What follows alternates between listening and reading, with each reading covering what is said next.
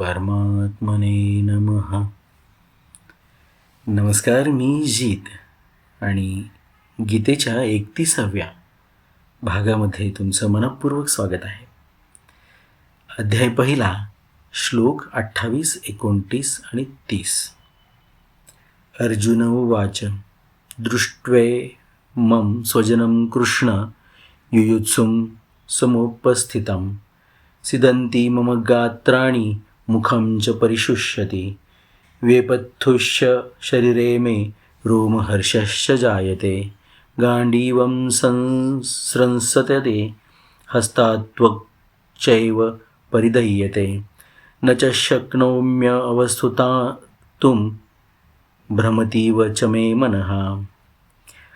अर्जुन म्हणाले की हे कृष्ण, युद्धाची इच्छा करणाऱ्या या कुटुंब समुदायाला आपल्यासमोर उपस्थित असलेले पाहून माझे अंग शिथिल होत आहे आणि मुख कोरडे पडत आहे.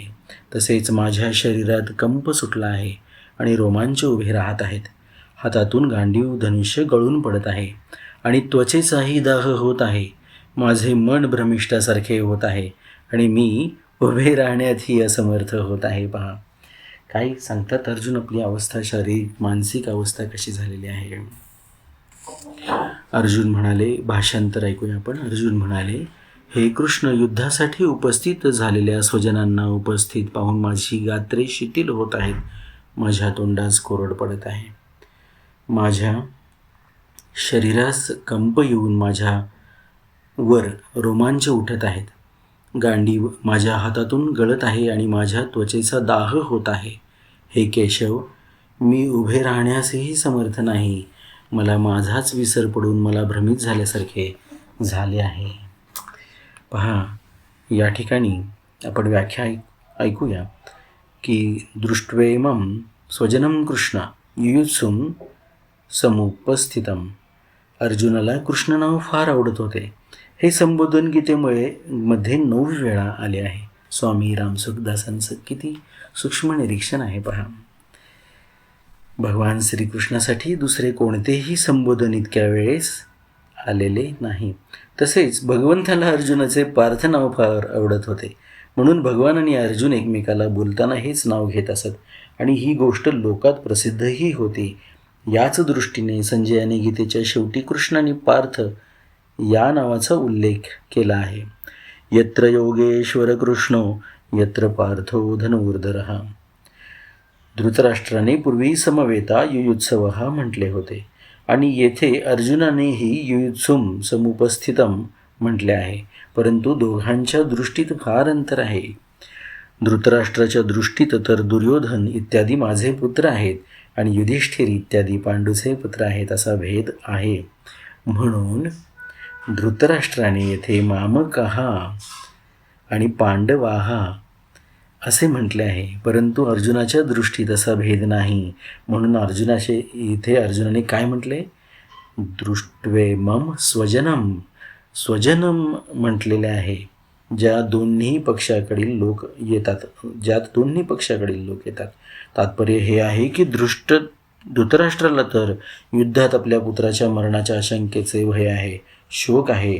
परंतु अर्जुनाला दोन्हीकडील कुटुंबियांच्या मरण्याच्या आशंकेने शोक होत आहे की कोणत्याही पक्षाकडील कोणीही मरो, परंतु तो तर आमचाच कुटुंबीय आहे. आतापर्यंत दृष्ट्वा हे पद 3 वेळा आले आहे. दृष्ट्वा तू पांडवानिकम किंवा व्यवस्थितान दृष्ट्वा धार्तराष्ट्रान आणि येथे दृष्ट्वेमं स्वजनम. या तिन्हींचे तात्पर्य हे आहे की दुर्योधनाचे पाहणे एकतर्फी होते. अर्थात दुर्योधनाची तर केवळ युद्धदृष्टीच होती, परंतु अर्जुनाचे पाहणे 2 प्रकारचे होते. पूर्वी तर अर्जुन धृतराष्ट्रपुत्रांना पाहून वीरश्रीने युद्ध करण्यासाठी धनुष्यबाण घेऊन उभे राहतात आणि आता स्वजनांना पाहून भीतीने किंवा करुणेने युक्त होत आहेत, युद्धापासून उपरत होत आहेत. त्यांच्या हातातून धनुष्य गळून पडत आहे. सिदंती मम गात्राणि भ्रमतीव च मे मन वगैरे हे जे काय आहे, तर याचं संपूर्ण व्याख्या किंवा भावार्थ काय आहे, तर अर्जुनाच्या मनात युद्धामुळे भविष्यकाळात होणाऱ्या परिणामांची चिंता होत आहे, दुःख होत आहे. त्या चिंतेचा, दुःखाचा परिणाम अर्जुनाच्या संपूर्ण शरीरावर घडत आहे. त्या परिणामाविषयी अर्जुन स्पष्ट शब्दात सांगत आहेत की माझ्या शरीराचे हात, पाय, तोंड इत्यादी एक एक अवयव शिथिल होत आहे. मुख कोरडे पडत आहे, ज्यामुळे बोलणे सुद्धा कठीण जात आहे. संपूर्ण शरीराला थरकाप सुटला आहे. शरीर सर्व रोमांचित होत आहे. ज्या गांडीव धनुष्याच्या टंकाराने शत्रू भयभीत होत होते, तेच गांडीव धनुष्य माझ्या हातातून गळून पडत आहे. सर्व शरीरात दाह होत आहे. पहा,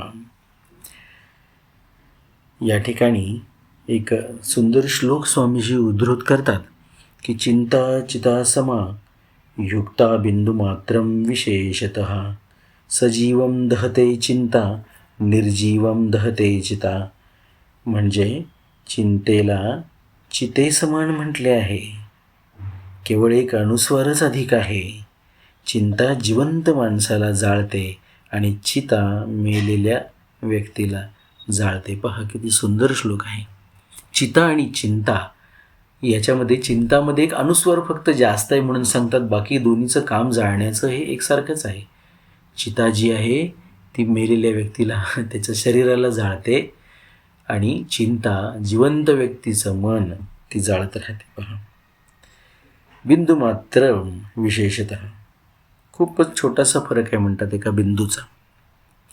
पुढे जाऊया की या ठिकाणी माझे मन भ्रमित होत आहे, अर्थात माझे काय कर्तव्य आहे ते मला कळेनासे झाले आहे.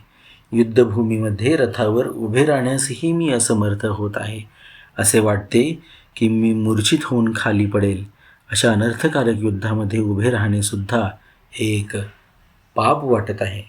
ही आपली जी मानसिक अवस्था आहे. पहा, आपलं मन एकदा एका बाजूला झुकतं, एकदा एका बाजूला झुकतं आणि ते झुकत असताना एका बाजूचा नाही तर सगळ्याच बाजूचा आपल्याकडून नाश होईल, सगळ्याच बाजूचा आपल्याकडून नुकसान होईल अशी अवस्था मनाची ज्यावेळेला होते, त्यावेळेला राग आणि द्वेष या ज्या आपल्या भावना आहेत त्या गळून जाऊन त्या ठिकाणी कृपया म्हणजे दयेची भावना निर्माण होते आणि दोन्हीकडच्या आपल्या मनातल्या ह्या भावना आपण आपल्या समजून त्यांच्याकडे एका वेगळ्या दृष्टीने पाहायला लागतो. पहा, हे माझंच आहे सगळं. चांगली भावना असेल, वाईट भावना असेल, मी मघाशी म्हटलं त्याप्रमाणे व्यक्ती, वस्तू आणि परिस्थिती संदर्भात वाटणारा राग असेल, द्वेष असेल, यांचं आपण अवलोकन करायला लागतो. या गोष्टी खूपच रिलिजियसली आपण अत्यंत म्हणजे ज्याला आपण विधिनिषेध म्हणतो ते रिलिजनमध्ये येतात. धर्म हा विषय खूपच वेगळा आहे. तर रिलिजियसली आपण त्या गोष्टी पाळायला लागतो. जिकडे आपलं प्रेम आहे तिकडे आहेच आणि जसं आपण तिटकारा करतो तर तो तिटकारा आहेच. अशा आपल्या अत्यंत चौकटबद्ध या मानसिक अवस्थेला हा असा धक्का भगवंत देतात. पहा, आणि मग त्या दोन्ही गोष्टींना काही अर्थ आहे का याचा विचार आपण करायला लागतो. दोन्ही गोष्टी समान वाटायला लागल्यानंतर पहा, ज्यांचा तिटकारा करतो ते सुद्धा आपलेच आहेत, जे आपल्याला प्रेमाचे आहेत ते सुद्धा आपलेच आहेत आणि दोन्हीमध्ये तसं काही विशेष अंतर नाही आहे.